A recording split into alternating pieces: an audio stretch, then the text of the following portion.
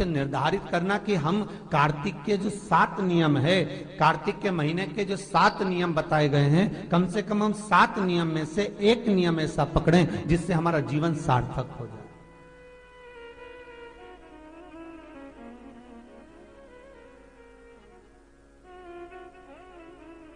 आप भले 7 नियम नहीं कर रहे कार्तिक के, भले एक नियम करो, पर वो नियम हमारा पूर्ण चलना चाहिए, उसकी नियम की पूर्णता पूर्ण होना चाहिए। आपको कहा था कार्तिक के 7 नियम हैं, उसमें पहला दीपदान, दूसरा तुलसी पूजन, तीसरा भूमि पर शयन, चौथा शरीर पर तेल नहीं लगाना, पांचवा सुंदर दलहन की चीजों का त्याग करना, और छठा ब्रह्मचार्य व्रत का पालन करना, और सातवां अपने जीवन में कार्तिक के महीने में चाहे वाणी का संयम हो, चाहे भोजन का संयम हो, चाहे शब्दों का संयम हो, चाहे दृष्टि का संयम हो, चाहे इंद्रियों का संयम हो, वो संयम रखें।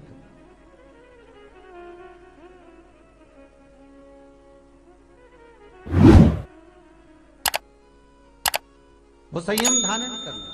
अब हमें ये ज्ञात करना है कि 7 नियम जो कार्तिक के महीने के होते हैं, कार्तिक माहात्म्य में जो 7 नियम बताए गए होते हैं, इन 7 नियम में से कोई एक नियम हम हमारी जिंदगी में उतार लें, कोई एक नियम हम हमारे जीवन में उतार लें, जिस नियम के बल पर हमें परमात्मा का साक्षीकरण हो जाए।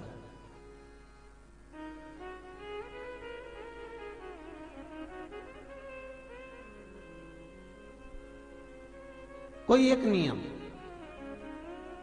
अगर आप दीप दान कर रहे हो कार्तिक के महीने में, प्रतिदिन आपने 1 महीने तक दीप दान करा महाराज, तो ये भी आपका एक नियम है। 1 महीने तक आपने जो तुलसी में जल चढ़ाया, ये भी आपका नियम है। आपने अगर वाणी पर संयम रखा है, ये भी आपका महाराज। एक बहुत सुंदर बात कार्तिक के माध्यम से लीजिएगा अपने जीवन में उतारने के।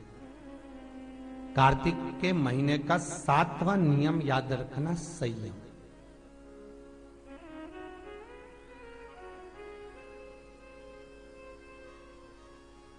किस समय पर किस चीज का संयम होना चाहिए, ये हमारे। दीपदान का मतलब जानते हो आप लोग? क्या मतलब है? यमुना जी के घाट पर जाना, गंगा के घाट पर जाना, नर्मदा के घाट पर जाना और घाट पे जाके दिया लगाना, उसको हमारे यहां क्या कहते हैं? दीपदान। पर दुनिया के लोगों ने दीपदान के महत्व को कुछ दूसरा ही बना दिया। दिया जलाते हैं और नदी में छोड़ते हैं। भैया कौन सी पुराण में लिखा है दादा? कौन सी पुराण में लिखा है कि दिए को उठाकर नदी के अंदर छोड़ो? एक बात बताओ, सास तुम्हारी ऐसी बैठी सामने, तुम उसकी पूजन करोगी या थाली रखोगी या दिया जलाओगी तो उसके सामने रखाओगी कि उसके सिर पे जलाओगी? अरे बोलो तो सही, दिया कहां जलाओगे? उसके सामने कि सिर पे? पर दुनिया के लोग दिया कहां जला रहे हैं? दिया जला के छोड़ते हैं गंगा जी में, यमुना जी में, सरयू जी में, उसके अंदर छोड़ते हैं। तो ये तो दोष है ना, ये तो दोष माना जाता। दिया दान करने का सबसे बड़ा क्रम है कि दीप दान करना है तो घाट पर लगाइए, पीपल के वृक्ष के नीचे दीप लगाइए। कार्तिक महीने में पूर्णिमा के दिन जो दीप दान दिया जाता है, उस दीप दान की बड़ी महत्वता होती है। हिंदू धर्म में केवल 3 दिन ऐसे होते हैं जिसके दीप दान का फल मनुष्य को नहीं मिलता। हिंदू धर्म में केवल 3 दिन ऐसे होते हैं जिसके दीपदान का फल मनुष्य को नहीं मिलता। कौन से 3 दिन है? जल्दी बोलो। हिंदू धर्म में 3 दिन ऐसे हैं जिसके दीपदान का फल मनुष्य को नहीं मिलता। पहले नंबर पर धनतेरस, दूसरे नंबर पर रूप चौदस और तीसरे नंबर पर दीपावली। ये दीपावली, धनतेरस और रूप चौदस, ये 3 दिन दिए दान का फल मनुष्य को नहीं मिलता है महाराज। क्यों नहीं मिलता महाराज? हम तो जला जला के और ओटले पे जलाएं, पीपल के नीचे लगाएं, खूब दीप दान करते हैं, तो इसका फल मनुष्य को क्यों नहीं मिलता? क्योंकि राजा बलि कि भूमि को जब वामन भगवान ने 3 पग में नाप लिया था, राजा बलि सुतल लोक का राजा बना था, तो राजा बलि ने वामन भगवान से कहा था, प्रभु आपने 3 पग में मेरी पृथ्वी को नाप लिया, पर आपसे मांगना चाहता हूं तो केवल इतना दे दो कि 3 दिन जो पृथ्वी पर दीपदान करेंगे उसका फल मेरी किस्मत में, मेरे भाग्य में लिखा है। भगवान ने पूछा कौन कौन से, तो कहा एक धनतेरस, दूसरा रूप चौदस, तीसरा दीप। इतने में लक्ष्मी जी आके खड़ी हो गई। लक्ष्मी जी ने कहा राजा बलि से, भैया पृथ्वी के लोग सबसे ज्यादा पूजन तो उसी दिन करते हैं, उसी दिन दीपदान करते हैं, और लोग तो धनतेरस के दिन दिया लगाते हैं, रूप चौदस के दिन लगाते हैं, दीपावली के दिन लगाते हैं, और सारा पुण्य तेरे खाते में लिखा जाएगा, तो उनके खाते में क्या होगा। इतने में राजा बलि ने कहा, बहन लक्ष्मी चिंता मत कर, दीपावली के बाद में जो कार्तिक पूर्णिमा आएगी, उस कार्तिक जो दीपावली के 5 दिवसीय पूजन होती है, धनतेरस,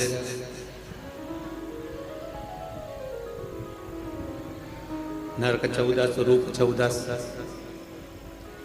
फिर रूप चौदस के बाद में दीपावली, दीपावली के बाद में गोवर्धन पूजन,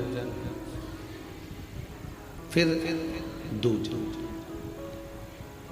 इससे 5 दिन तक दीपावली महापर्व को मनाया जाता है।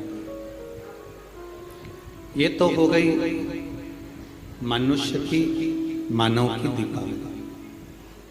इसी कार्तिक के महीने में आपके लिए और हमारे लिए भी दीपावली पर्व आता है, तो देवताओं के लिए भी दीपावली आती है।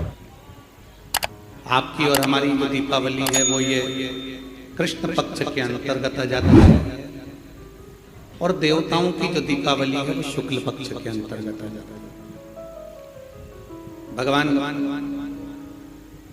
स्वयं वेदव्यास जी महाराज ने स्कंद पुराण में, विष्णु पुराण में, कुर्म पुराण में, ब्रह्म वैवर्त पुराण में और भी अनेक पुराणों में कार्तिक के महत्व का वर्णन किया। किस कार्तिक की महत्वता क्या है? दामोदर मास की महत्वता क्या है? ऐसा क्या है इस कार्तिक के महीने में, इस दामोदर मास में, जिसके अंतर्गत भगवान शंकर की आराधना करी जाए, कुबेरेश्वर बाबा की आराधना करी जाए, लक्ष्मी की आराधना करी जाए, श्री हरि नारायण की आराधना करी जाए।